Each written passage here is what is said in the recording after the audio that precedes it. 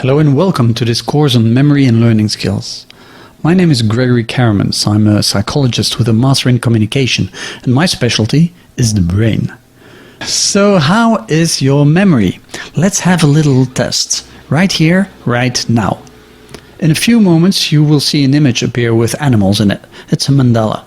I'll give you 3 minutes to remember as many as you can. So take your phone, put your alarm in 3 minutes, or if you have a chronometer, even better.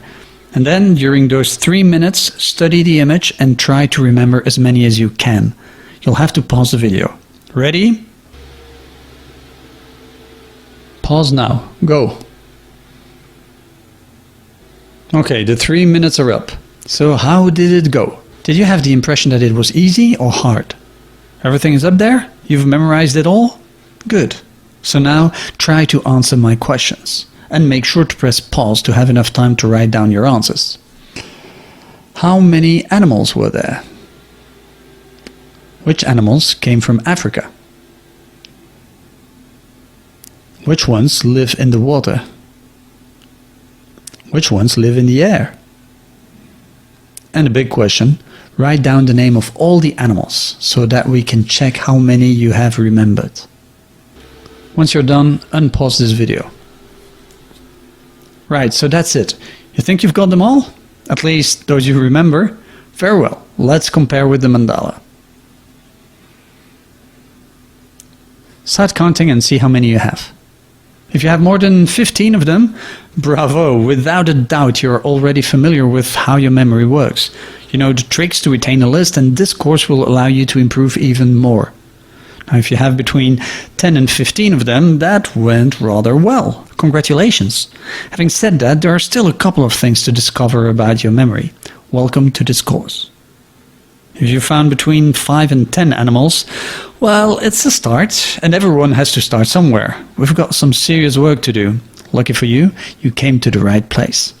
If you found less than 5 animals, well, apparently you're not aware how memory works and how to make it work for you. Whoa, this is actually exciting. There's a whole new world about to open up for you. Now, the purpose of this course is to offer you an overview of our memory throughout our different periods of life. We're going to explore its evolution during the course of a lifetime. Each lecture will include exercises to improve our memory, advice to help other people, and finally also explanations to allow us to better understand how our memory works. The first section is dedicated to a few basic concepts, the different types of memory and the process of learning. These first lectures will be used to have a common basis and the same vocabulary.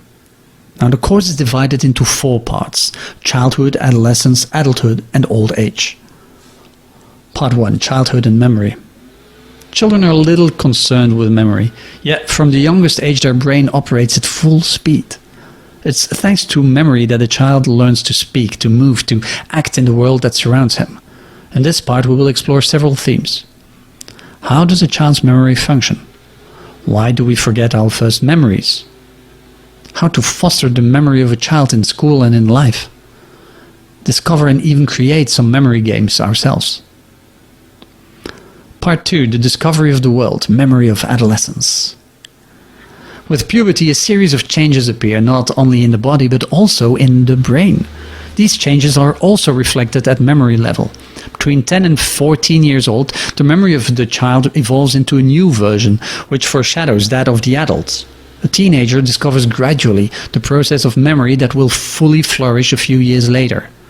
Now, to illustrate this transformation, we will explore the following topics: the discovery of the power of memory and its laws, how to anchor a memory in the long term, and how to find back what was stored up there. Part 3. At cruise speed, the adult. In this part we will explore a series of tips and tricks to remember in a more effective manner. It is here that we will dive deep into the methods of storage.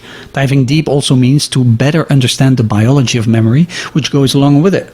We will be exploring the following topics: the biology of memory, how to remember as an adult, the hygiene of memory, and different tips and methods for memorizing a list, a story, a number, or an anniversary. Part 4. The autumn of memory. We often associate old age with the loss of memory. In reality, things are more nuanced than that. There are more fears and myths than a real degradation of memory, provided, however, that we respect certain rules, and that is what we are going to explore in this part. The decline of memory, so what is it all about? And how to keep an active memory? Finally, to wrap up this course, we will retry the experiment of earlier on. We will repeat the exercise of the mandala of animals and see how you improved. If things go right and you apply the things we will have covered in this course, your score should be perfect or really, really close to it. So that's it for now. Whenever you're ready, let's start the course.